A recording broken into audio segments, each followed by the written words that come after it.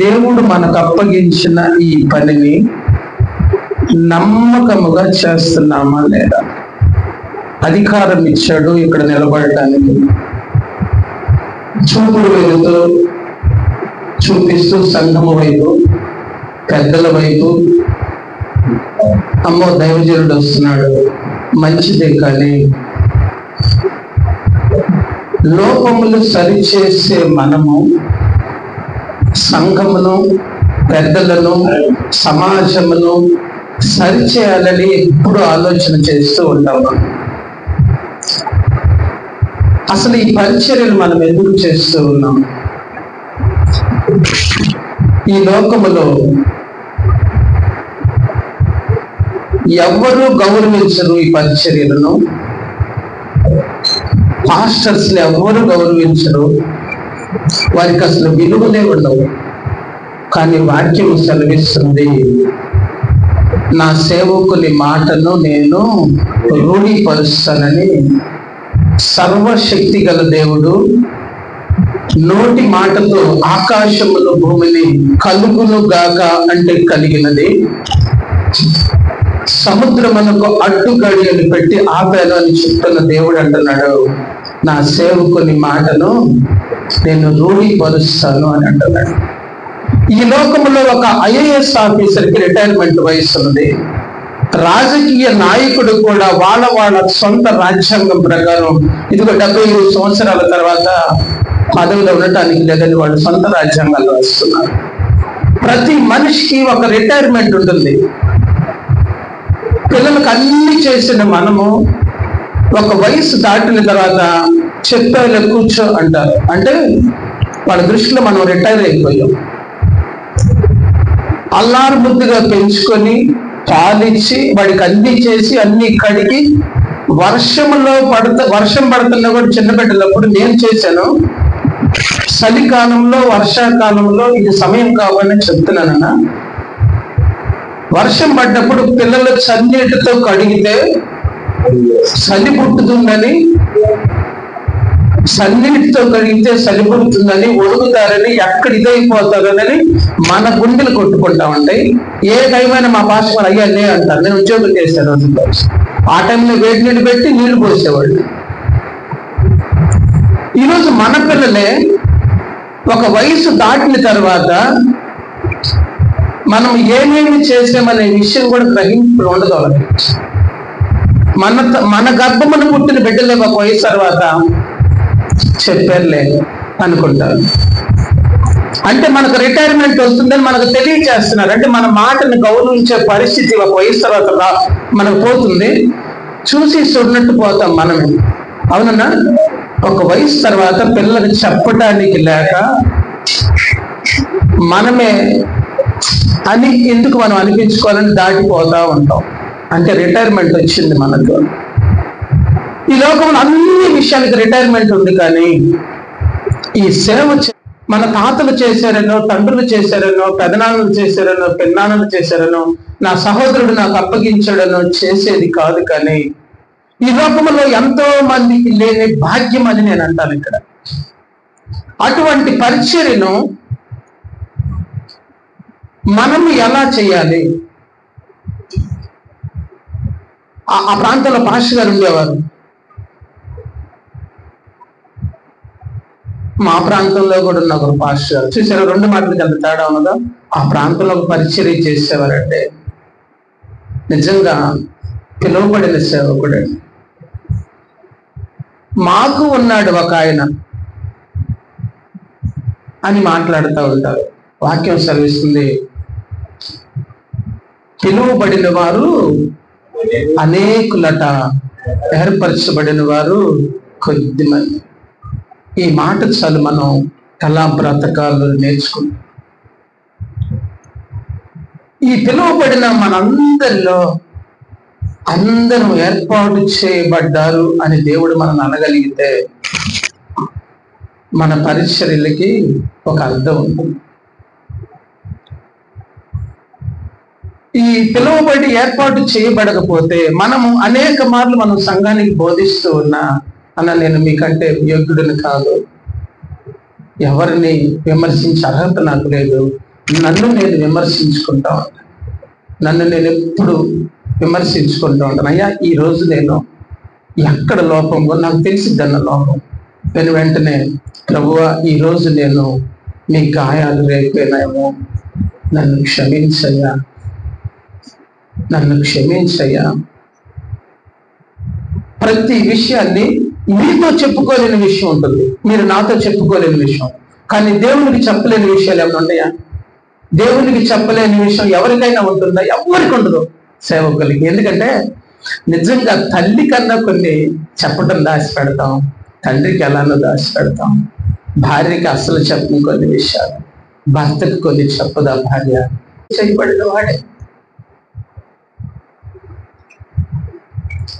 చివరి క్షణంలో వచ్చిన క్షమించేవాడు, నేను గ్రహించుకొని వచ్చిన అని మనం ఎంత ఘోరమైన విషయమైనా వెళ్ళి తలైన కొట్టుకుంటాం, గోడ కన్నా కొట్టుకుంటాం. ఆ పశ్చాత్తాపం అనేది వస్తుంది. ఎంత గొప్ప ఈ తండ్రి ఎవరికి దొరకరండి. అదే ప్రవీణ్ అన్న అంటాడు, మా నాయన ఏంటట, అది మా నాయనది రాజాయన. మనం పరిశీలన చేసుకుంటే ఎవరికి చెప్పుకోలేని విషయాలు కూడా మనం దేవునికి చెప్పుకోవడం. అంత శ్రేష్టమైన పరిచర్య, అంత గొప్ప దేవుడు మన దేవుడు. అలా పిలువబడిన వారు రండి రండి రండి రండి అందరూ వచ్చారు. ఒకరోజు తీర్పు దినం వచ్చే రోజు మందిరంలో వాళ్ళు 50,000 మంది ఉన్నారు. మా సన్నిధికి, దేవుని సన్నిధికి వచ్చి ఆరాధన చేస్తారట. కానీ రాజు భోజనానికి పిలిచినప్పుడు ఇద్దరే ఉన్నారంట, పెళ్లి వస్త్రాలు ధరించుకున్నారు. 3 ఆరాధనలు చేస్తాం మా సంఘంలో, 4 ఆరాధనలు చేస్తాం, 5 గంటలకి ప్రారంభిస్తాం, మందిరం నిండిపోతుంది. మరి దేవుడు సంతోషంగా ఉంటున్నాడు అనే విషయాన్ని ఈ 5,000 మంది, 10,000 మంది, 6,000 మంది, 30 మంది, 40 మంది, 15 మంది ఉన్న మనము ఆలోచన చేయాల్సిందే. పిలువబడి ఏర్పాటు చేయబడిన వారిలో మనం ఉంటే మనము నంబర్ వైపు చూడకుండా, కులము వైపు చూడకుండా, గోత్రముల వైపు చూడకుండా, సమాజము వైపు చూడకుండా, ఆయన ఇచ్చను, ఆయన తీసుకుని, ఇది ఆయన అప్పగించుకుని ఆయనకు తెలుసు. అప్పగించిన ఉద్దేశం మనం నెరవేర్చాలని మనందరం ఆ ఉద్దేశం ఏంటో గమనించుకొని ప్రతిరోజు ప్రభువా నీ ఉద్దేశం నా పట్లేంటి, నా బిడ్డల పట్లేంటి, సంఘం పట్లేంటి, ఇదిగో ఒక సహోదరిలా ఎదురాడుతుంది ప్రభు అనేక అప్పగిస్తున్నాను. ఒక దైవజనుడు అయ్యా మంచిగా ఉంటూనే నా పక్కన నా మందిరానికి కోరి తీసుకున్నాడయ్యా అని ప్రతి విషయాన్ని మనము మనుషుల వైపు చూసి, మనుషులతో ఎదురాడి, మనుషులతో గొడవ జగడములు పెట్టుకోవడం కాదు. కానీ మనము దావీదు సమస్య వచ్చినప్పుడు ఎక్కడికి వెళ్ళాలో అక్కడికి వెళ్ళాడని వాక్యం సెలవిస్తుంది. మనము ఆ పరిస్థితిలో మనం ఉంటూ ఉన్నామా అని మనం పరిశీలన చేసుకొని ఆయన మనకు అప్పగించిన పనిని ముందుకు తీసుకెళ్లాలని దేవుడు నాతో మాట్లాడుతున్నాడని నేను ఆశపడుతున్నాను. ఒక వాక్యం చూసుకుని క్లుప్తంగా ముగిస్తాను. అపోస్తలుడైన పౌలు గారు తీతుకు ఒక పత్రిక రాస్తూ ఒక మాట రాశారు. తీతుకు రాసిన మొదటి పత్రిక 5వ అధ్యాయము అన్న మొదటి అధ్యాయం 5వ వచనం. మొదటి అధ్యాయం ప్రకారము నీవు లోపముగా ఉన్న వాటిని దిద్ది ప్రతి పట్టణంలోనూ పెద్దలను నియమించే నిమిత్తమే నేను క్రేతులో హల్లెలూయా. దేవా మీకు వందనాలు ప్రభువా. చదవబడిన లేఖన భాగమును నన్ను మీ కృపగల హస్తాలకు అప్పగిస్తున్నానయ్యా. జ్ఞానం లేని వాడిని విసుగు సాటిని మరుగుపరచుకోండి. నా ఆలోచన, నా జ్ఞానమును కొట్టివేయబడాలి ప్రభువా. ఆత్మ సహాయం దయచేయండి. మీరే మాట్లాడి మహిమ పొందుమని సంపూర్ణముగా నేను మీకు లోబడుతూ మీ ఆత్మ సహాయాన్ని కోరుకుంటూ యేసుక్రీస్తు నామములో ప్రార్థించుచున్నాను తండ్రి, ఆమేన్. అపోస్తలుడైన పౌలు గారు ఉత్తరం రాస్తూ తన శిష్యుడికి ఒక మాట రాస్తున్నాడు. నేను నీకు ఏది చెప్పానో దాని ప్రకారము నువ్వు చేయమని చెప్తాను. దాంట్లో ఏం చెప్పాడు? లోపముగా ఉన్న వాటిని సరిదిద్దుకోవాలి. అందుకే నిన్ను నియమించాను, పెద్దలను నియమించు అంటే. ఈయన తీతు గారు బాగా లేకుండా పెద్దలు నియమిస్తే సరిపోతుందా? విశ్వాసం నడిపిస్తే సరిపోతుందా? ఒకవేళ నడిపిస్తే, మంచిగా నియమిస్తే, మంచిగా నడిపిస్తే పెద్దలు ఆయన రాకడలో ఉంటారు, విశ్వాసులు కూడా ఆయన రాకడలో నిలబడతారు. మరి ఈ దిద్దే విషయంలో మనం అందరం దిద్దుతూ ఉంటాం. పెద్దలను హెచ్చరిస్తాం, విశ్వాసులను హెచ్చరిస్తాం, సేవకురాలను హెచ్చరిస్తాం, అందరిని హెచ్చరిస్తాం. కానీ హెచ్చరించే ముందు మనము అన్ని విషయాల్లో దేవునికి నమ్మకముగా ఉంటే, ముందు మనలను మనం హెచ్చరించుకుంటే మంచిదని నేను ఆశపడతాను. నేను నీకు ఆజ్ఞాపించిన ప్రకారము నీవు లోపముగా ఉన్న వాటిని దిద్ది పట్టణములో పెద్దలు నియమించాలి. లోపముగా ఉన్న వాటిని మనం ఏం చేయాలంటే దిద్దుకోవాలి. లోపముగా లేవు, నాలో ఏ లోపము లేదని ఈరోజు మనం చెయ్యి ఎత్తమని మనందరం గనక ఒకసారి మనం హెచ్చరిక చేసుకొని చెయ్యి ఎత్తుదామా అనుకుంటే నిర్భయంగా మనం చేతులు ఎత్తగలమన్నా? ఎత్తలేము. మరి పిలువబడిన మనమే చెయ్యి ఎత్తే పరిస్థితి మనకు లేకపోతే మరి పెద్దలను ఎలా నియమిస్తాం? విశ్వాసాన్ని ఎలా నడిపిస్తాం? సంఘాన్ని ఎలా నడిపిస్తాం? సార్వత్రిక సంఘములో మనం వీళ్ళందరినీ ఎలా నిలబెట్టాలి? పెద్దలు ఆత్మీయంగా పెద్దలని కాదు, కానీ ఆ క్రేతు సంఘం అట బహు భయంకరమైన సంఘం అని, వారు దుష్టముఖము వంటి స్వభావం కలవారని, కల్పన కథల వైపు తిరుగుతారని, లోకమును అనుసరిస్తారని, బయట ఏదైనా ఆశ చూపిస్తే వెళతారని, అలాంటి పరిస్థితుల్లో నేను నిన్ను పంపిస్తున్నాను. నేను చెప్పిన ప్రకారము లోపముగా ఉన్న వాటిని దిద్దమని తన శిష్యుడైన తీతుతో పౌలు గారు మాట్లాడుతూ, మనము దిద్దే కార్యక్రమంలో ఉండాలి అంటే స్కూల్కి వెళ్ళిన వెంటనే మనం ఆ నుంచి బండిరా గుడింత వరకు నేర్చుకుంటేనే ఆ టీచర్ అయిన తర్వాత టీచర్ దిద్దేసుకోవాలి. ఈరోజు ఆ నుంచి బండిరా గుడింత వరకు మనం అందరం రాయగలమంటే నేనైతే రాయలేను. నేర్చుకున్నాను కదా, రాయలేను. నేను వెళ్ళి బోర్డు దగ్గర నుంచి ఎలా ఉంటుంది? నేను ఎక్కడో ఒకటి తప్పు రాస్తే అక్కడ కూర్చున్నవాడు ఏమంటాడు? ఏం మాట్లాడకూడదు, అది మాట్లాడు. ప్రతి దినము టీచర్ కష్టపడి చదువుకొని ఏ ఏత్తం వేయాలి, ఏ ఐతం ఇవ్వాలి, ఏ పొరులు ఉండాలి, ఓత్తం ఎక్కడ ఉండాలి, అన్ని తను పగలు రాత్రి తన పని అదే కాబట్టి తను పర్ఫెక్ట్ గా ఉండి ఇక్కడి నుంచి బోధిస్తుంటే ఎవరు మాట్లాడలేరు. అంటే తను లోపముగా ఉన్నమాట దిద్దటం కదా, తను ఏది నేర్చుకోవాలని నేర్చుకొని అక్కడికి వచ్చి పాఠం చెప్తూ ఉండగా చక్కగా వారు అమ్మో టీచర్ గారికి కరెక్ట్గా రాయిపోతే తప్పుగా కొట్టేస్తారని అనుకుంటాం. అలానే మనం కూడా దేవుని సన్నిధిలో నిలబడుతున్న మనం, తీతులాగా ఉన్న మనము పౌలులాగా సర్వశక్తిమంతుడైన దేవుడు మనతో మాట్లాడుతుంటే లోపముగా ఉన్న వాటిని మనం మొదటిగా దిద్దుకోవాలి.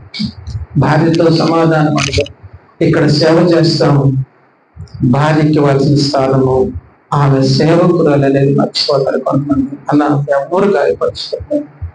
నేను జనరల్ విషయాలు మాట్లాడుతున్నాను, నేను చూశాను. సేవకురాలు అనే విషయం మర్చిపోతారు.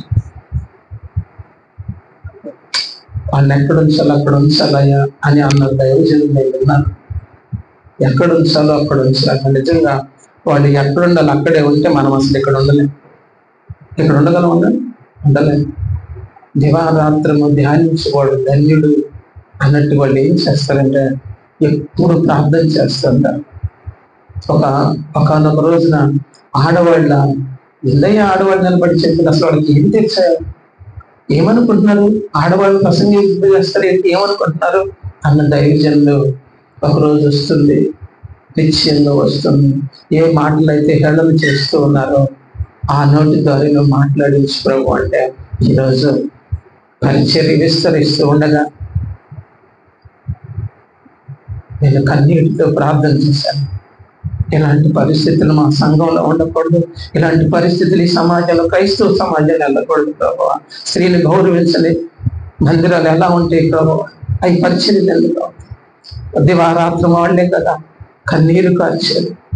మేము చెప్పి దిగెళ్ళిపోతే ఎంతో కన్నీరు కారుస్తుంటారని ప్రార్థన చేస్తే ఆ దైవజనులు ఈరోజు పరిచర్య విస్తరించబడితే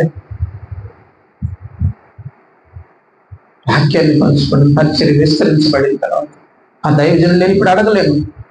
నాతో ఎగతాళిగా మాట్లాడిన దైవజనులు ఈరోజు వారి భార్యని దేవుడు నిలబెట్టుకొని పరిచర్య విస్తరింపజేసినప్పుడు వాడు అసలు లోపం అక్కడే ఉన్నది. మన భార్యను ఎక్కడ ఉంచాలో అలా ఉంచుతాము, లేదా మన బిడ్డల్ని ప్రాధాన్యత ఇవ్వలేము, సంఘానికి మాత్రం బోధిస్తూ ఉంటాం. అలానే నేను చెప్పిన ప్రకారం లోపములను దిద్దుకోవాలి. పెద్దలు నియమించమంటే పెద్దలందరూ దిద్ది బాగుంటే సరిపోయిద్దా? విశ్వాసులు మనందరూ నడిపిస్తే సరిపోయిద్దా?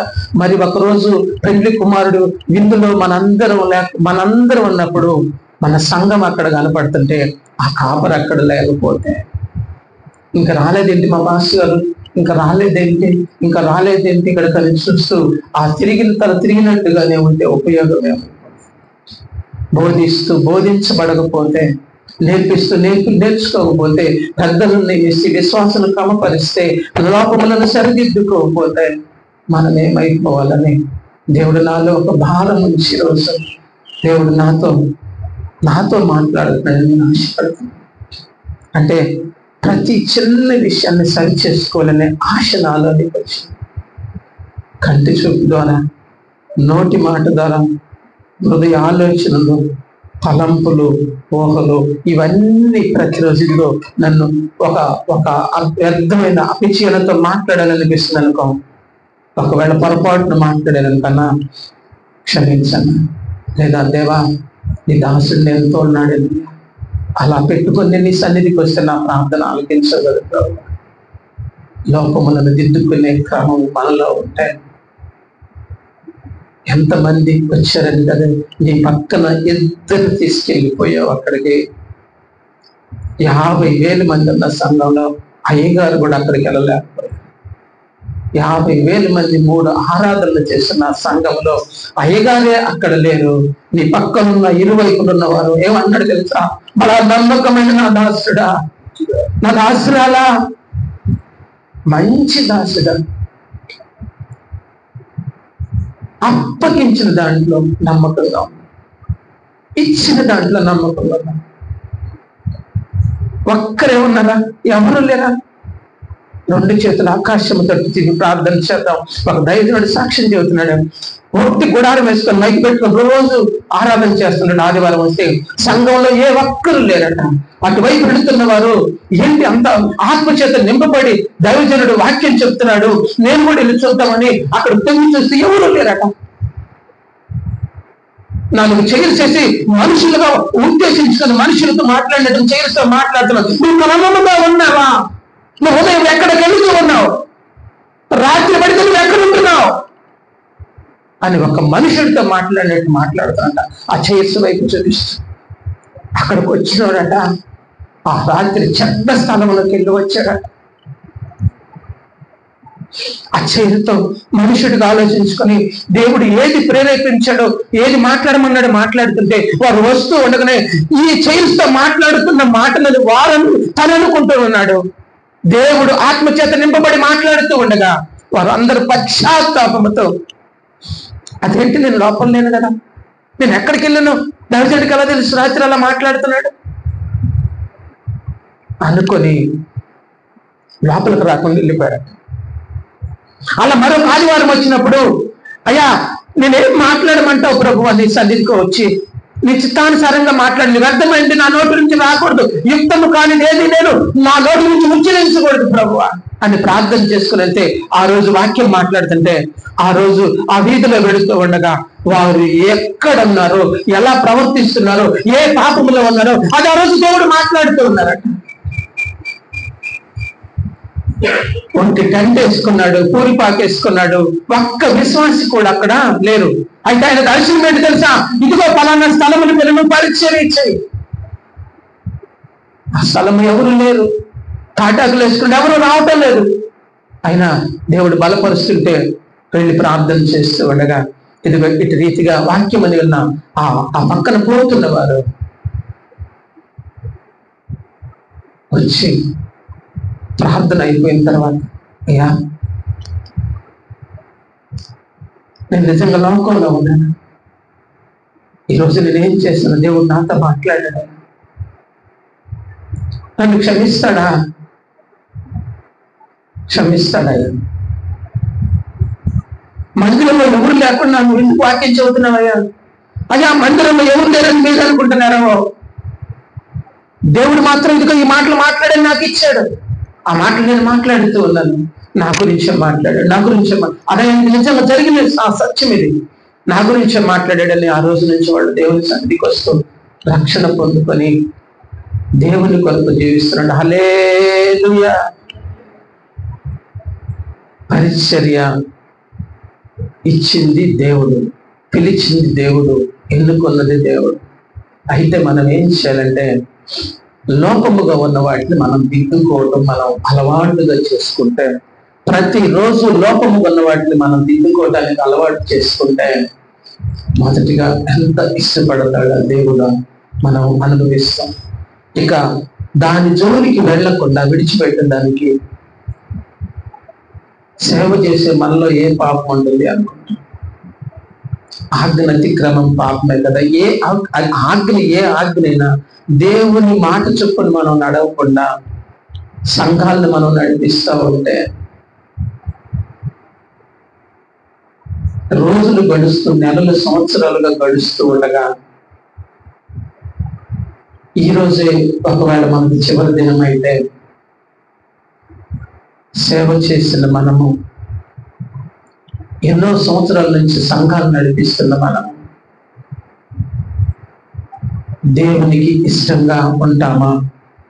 రాజు అసలు మనం ఎందుకు ఈ పరిచర్యలు చేస్తున్నాం?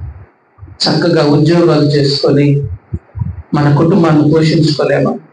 మనం ఏం చేసుకోలేక ఈ బ్యాంకులు తగిలించుకున్నామా? ఏ ఉద్యోగం చేస్తే మన కుటుంబాన్ని సంతోషంగా పోషించుకోలేం? మన పక్క వారు అన్ని విలాసవంతమైన జీవితం జీవిస్తుంటారు. ఆ రోజు అమ్మా పచ్చడి వేసుకున్న పర్వాలేదని అనుకుంటాం. దినాలు ఉంటే మన పరిచర్య ప్రారంభ దినాల నుంచి ఇప్పుడు వచ్చినాం. వారు ఆదివారాలు అన్ని విస్తారంగా వండుకొని చేసుకుంటున్నా మన సంఘానికి వచ్చేవారే. మనం పచ్చడి వేసుకొని తినైనా మజ్జిగ ఉంటే మజ్జిగ, పెరుగు ఉంటే పెరుగు కలుపుకొని అన్నం తినేసేస్తాం. ఎందుకు తెలుసా? ఇది అప్పగించింది దేవుడు కదా. అంటే మంచి ఉద్యోగం చేసుకుంటే ఉన్నతమైన స్థానంలో ఉంటాం, కానీ వాటి వైపు మనం చూడం. ఎందుకంటే మనం పిలుపులో ఉండి ఏర్పాటు చేయబడినవా. మరి అలా ఉన్న మనము అన్నిటికీ త్యాగం చేసి వస్తున్న మన నిరీక్షణ ఏంటి? ఈ లోకంలో అందరూ ఈ లోకం విడిచెళ్తారు. లోకులు వెళ్ళవలసిన మార్గంలో నేను కూడా ఒక రోజు వెళ్ళవలసిందే. అయితే వెళ్ళక మునిపే, లోకాన్ని విడవక మునిపే 27 సంవత్సరాలైంది నేను ఈ పరిచర్య ఆరంభించాలని, నేను ఆ పెళ్లి విందులు అర్హత కోల్పోయి నేను ఈ లోకాన్ని వచ్చింది. రాజు అసలు ఈ లోకంలో ఈ ఉద్యోగం ఎందుకు చేస్తూ ఉన్నాం? ఇక్కడ విడవబడితే మనకు ఒక నిరీక్షణ, అక్కడికి వెళతామని. ఈ పరిచర్యలోకి వచ్చిన తర్వాత ఒక్క రోజైనా అనవసరంగా వచ్చింది పరిచర్యకి అనుకొనని దైవజనుడు ఉండడు అని నేను అనుకుంటాను. అనుకొనని దైవజనులు ఉండరు అనుకుంటాను. అనుకొనని దైవజనులు, అనుకొనని అంటే అనుకుంటారు అని, అనుకోకుండా ఉండరు అని. ఎందుకు వచ్చాను, నాకు ఎందుకు వచ్చింది అసలు ఇది? ఉద్యోగం చేసుకుంటే బ్రతికేవాడిని, అని ప్రతి దైవజనులు ఒక్కసారని అనుకుంటారు. అనుకోనని దైవజనులు ఉండరు, అంటే అనుకుంటారు అని అంటాను నేను. ఈరోజు కలవరి సతీష్ గారు మనకు ముందు ఎలా విస్తారంగా కనబడుతున్నారు. తొలి దినాల్లో ఆయన సాక్ష్యం నేను విన్నాను. ఒక చిన్న పూలు కూడా చేసుకుని ఆ పరిచర్య దర్శనం పొందేస్తే 4-5 2 చేతులు ఆకాశంతో ప్రార్థన చేయ, అయ్యా నువ్వు పిలిస్తే వచ్చాను కదా అనేవారు. ప్రతి ఒక్కరూ ఇది కాకుండా చక్కగా ఉద్యోగం చేసుకుంటే, ఒక పని చేసుకుంటే నా ఇంట్లో బాగుండేది. కానీ అంత త్యాగం చేసి వచ్చిన మనము లోపములను దిద్దుకోవాలని దేవుడు మనలో ఏముంటాయి లేని మనం అనుకుంటా మనకు పోతూ ఉంటే మంచిది కాదు మనకని నా వ్యక్తిగత ఉద్దేశం. ఆ సంఘమును సరిచేసే క్రమంలో ఆయన పెద్దలను నియమించమని కాదు, కానీ ఆత్మీయంగా వాళ్ళని నియమించాలంటే పెద్దలు నియమించే జ్ఞానం నాకు కలిగి ఉండాలి, విశ్వాసం నడిపించే జ్ఞానం నాకు కలిగి ఉండాలి. అదే తీతు రాసిన పత్రిక 2వ అధ్యాయం 7-8 వచనంలో ఒకసారి నేను చదువుతాను.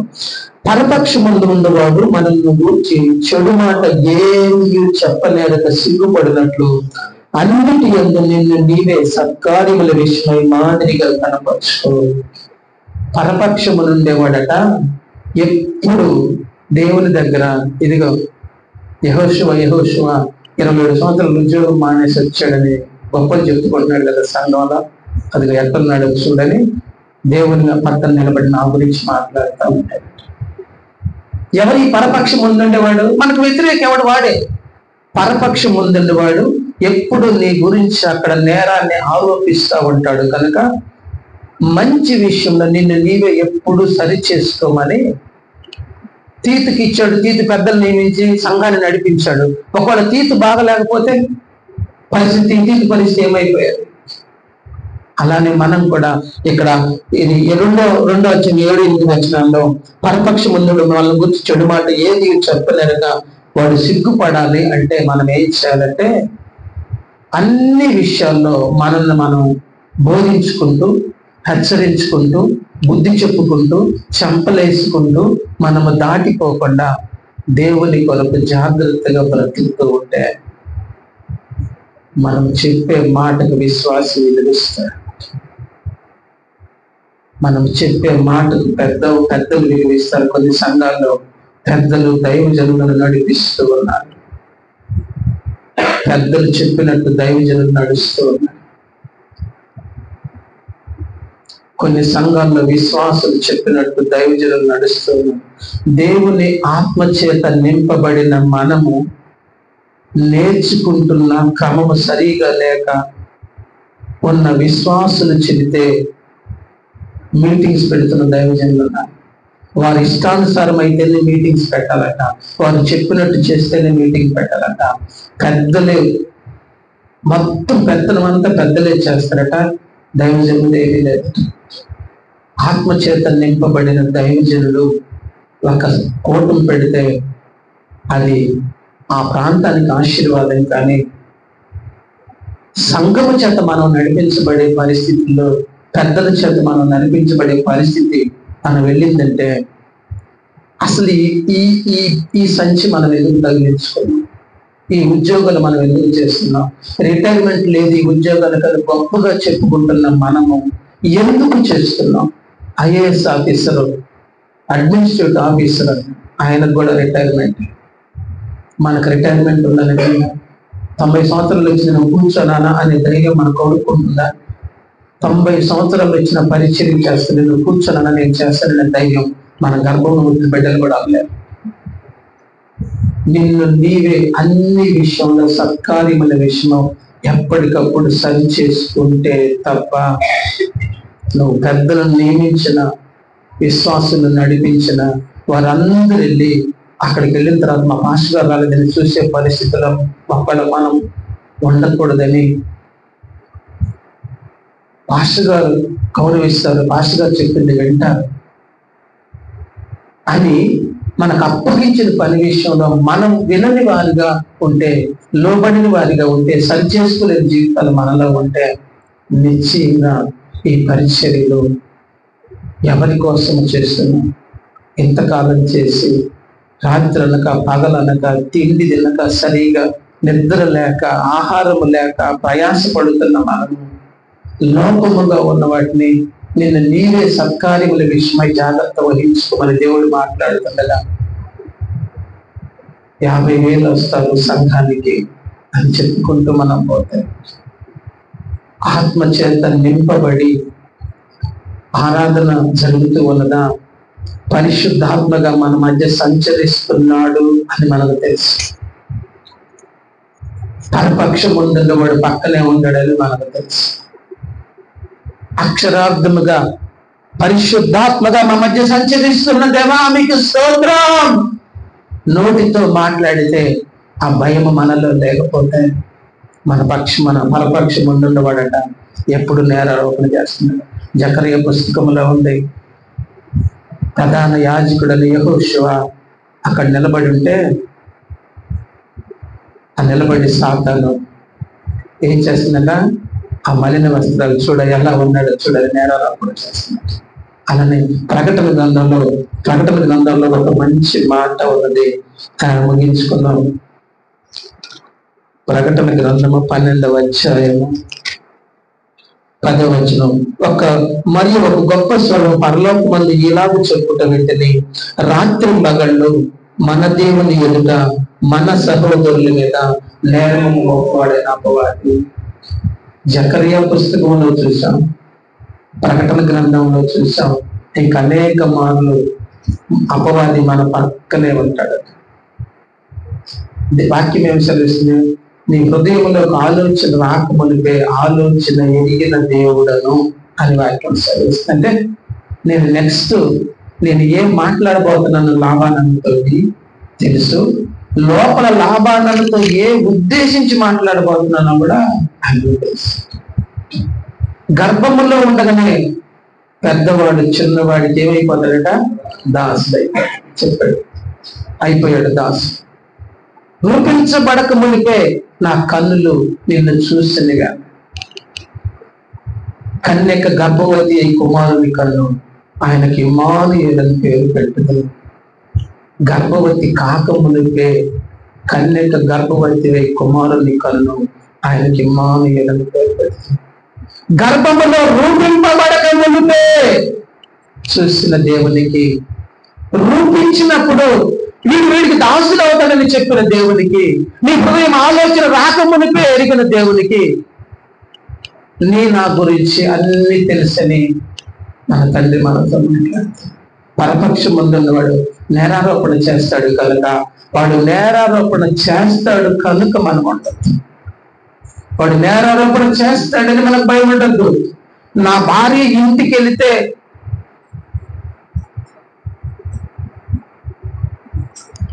ఇంటికి వెళ్ళిన తర్వాత నన్ను పరిశీలన చేస్తుందేమో, నా బిడ్డ నన్ను పరిశీలన చేస్తారేమో, నా సంఘము నన్ను పరిశీలన చేస్తుందేమో కాదు.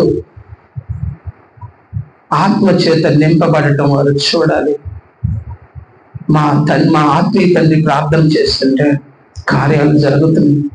మా ఆత్మీయ మా సేవకుడు ప్రార్థన చేస్తుంటే క్రమపరచబడుతుంది సంఘం. మా దైవజనుడు ఎప్పుడు ప్రార్థనని ఆ కుటుంబం గురించి ఎప్పుడు ప్రార్థన చేసుకోవడం వెళ్ళే, ఎప్పుడు సంఘం గురించి ప్రార్థన చేయడం మనం ప్రతినిధి ఎలా ఉండాలి, ప్రతినిధిగా సంఘం గురించి కన్నీరు కలుస్తుంటే మన గురించి ఆయన తండ్రి కుడి పార్శ్వమునకు వచ్చి విజ్ఞాపన చేస్తారు.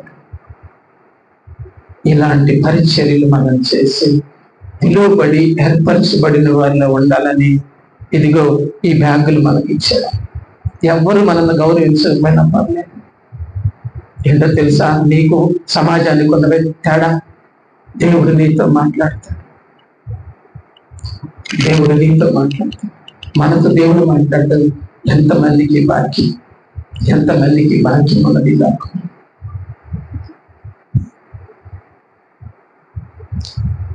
మా పాస్టమ్ గారికి దైవిక స్వస్థతలు నిలిచి ఉన్నారు. గాయమైంది. ఈ లోకంలో వైద్యులు ఎమర్జెన్సీ 6 కుట్లు వేయాలి అని చెప్పారు.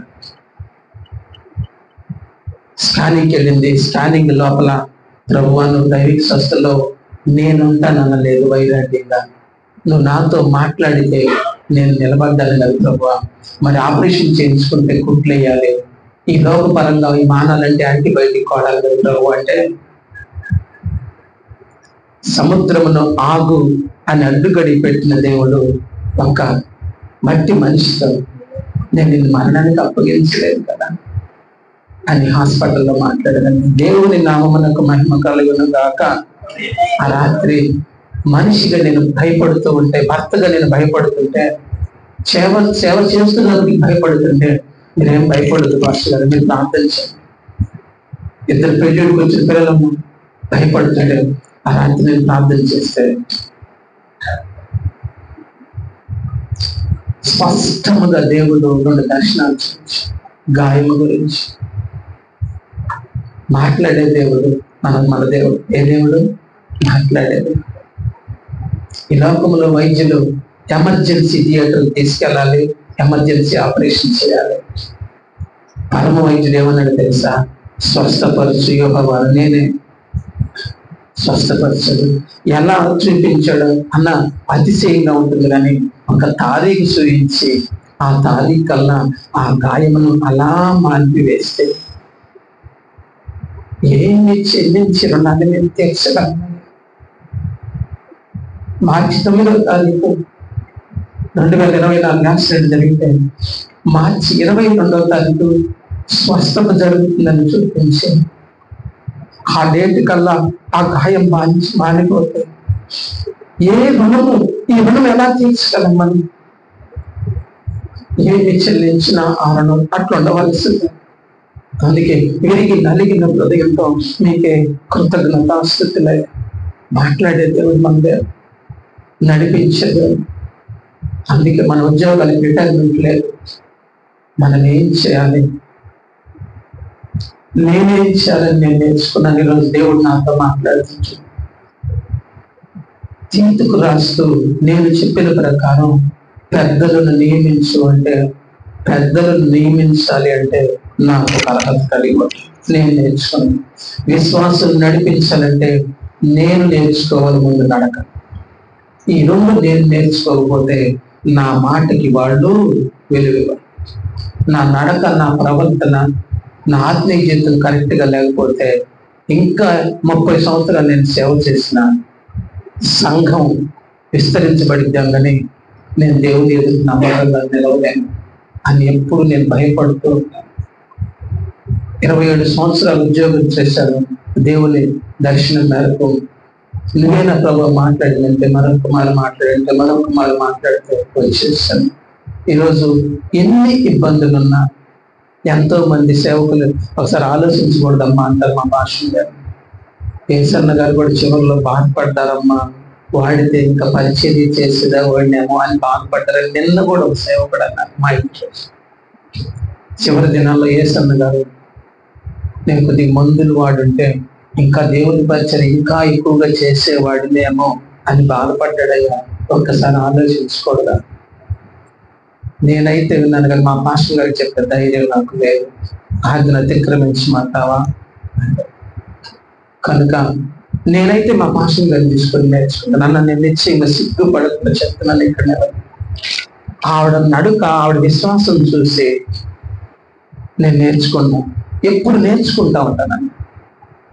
నా ముందు ఒక దైవజనురాలను పెట్టి నాకు నేర్పిస్తున్నాడు. ఆ పాస్టర్ గారిని పని చేయడానికి నేను ఇష్టపడతాను. ఒక దైవజనుని పని చేయడానికి విశ్వాసం ఇష్టపడతాడు. చూసారా?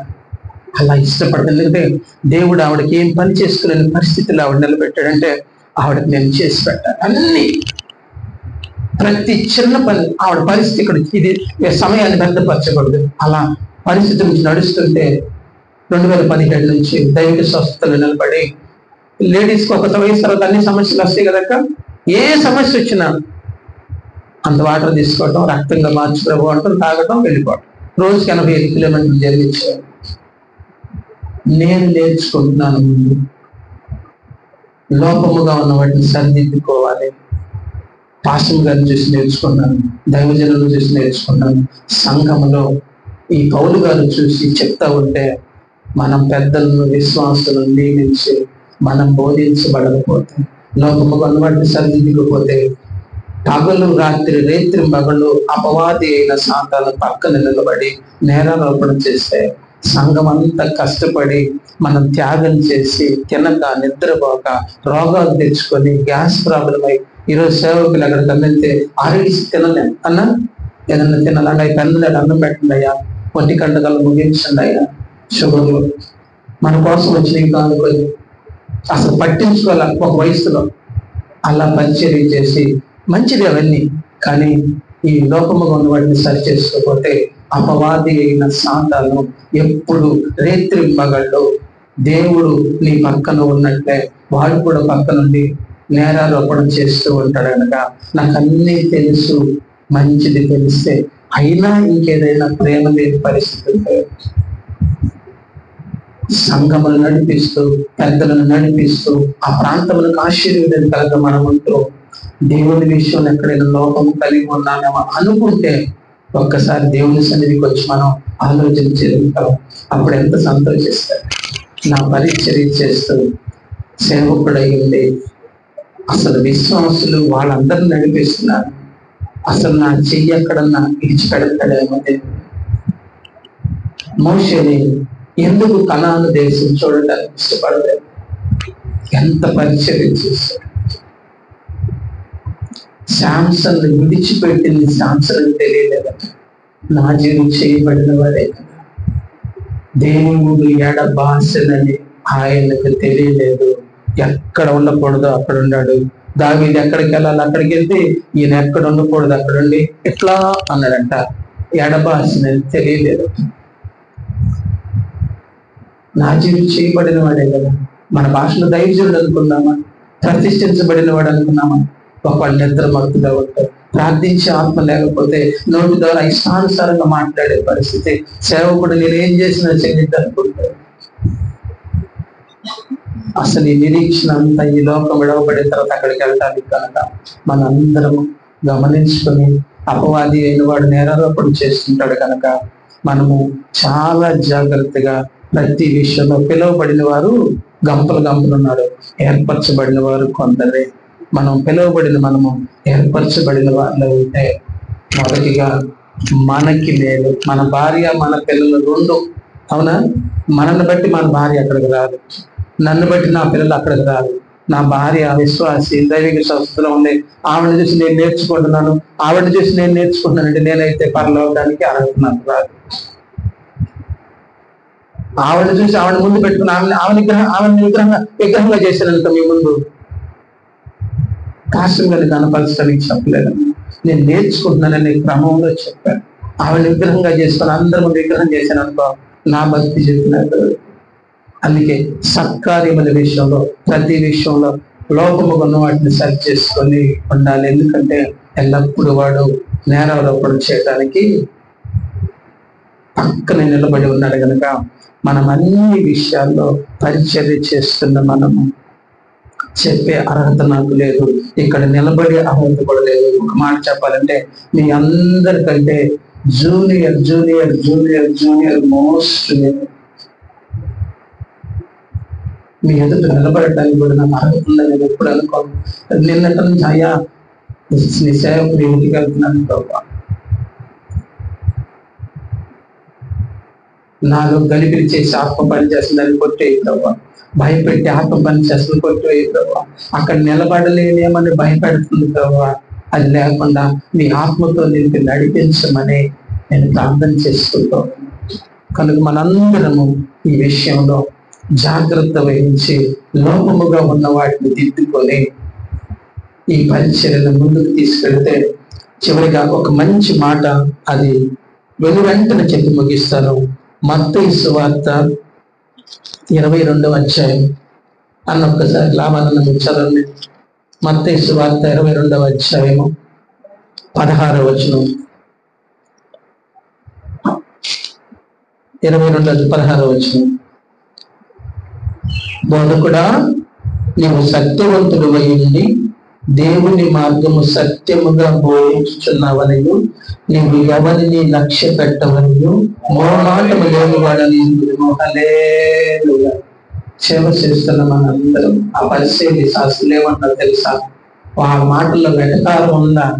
దేవుణ్ణి ఎలా ఉన్నాడో మన ముందు దేవుడు బోధకుడా అని పిలువబడుతున్న దేవుడు, సేవకుడా అని పిలువబడుతున్న మనందరం సత్యవంతులు, ఏ మార్గంలో సత్యంగా బోధించుతున్నామని, ఎవరిని లక్ష్య పెట్టమని, మా మాటలు లేని వాడని ఎరుగుతుంది. మనం చూసి సంఘము, మన ఊరు, మన ప్రాంతము, మొహమాటము అలాంటి ఏమీ లేకుండా సత్యమైన విషయాలు బోధిస్తారండి సైన్యంలో అని మనం దేవుని ఎదుట బలా నమ్మకం మంచి దాసుడాన్ని పెంచుకొని ఆ మార్గంలో నడుద్దాం. దేవుడు ఈ నా మాటలను మన హృదయాలను దేవుని మాటలు దీవించబడును గాక. ఈ వీడియో మీకు నచ్చినట్లయితే లైక్ చేయండి మరియు షేర్ చేయండి. సబ్స్క్రైబ్ చేయడం మాత్రం మర్చిపోకండి.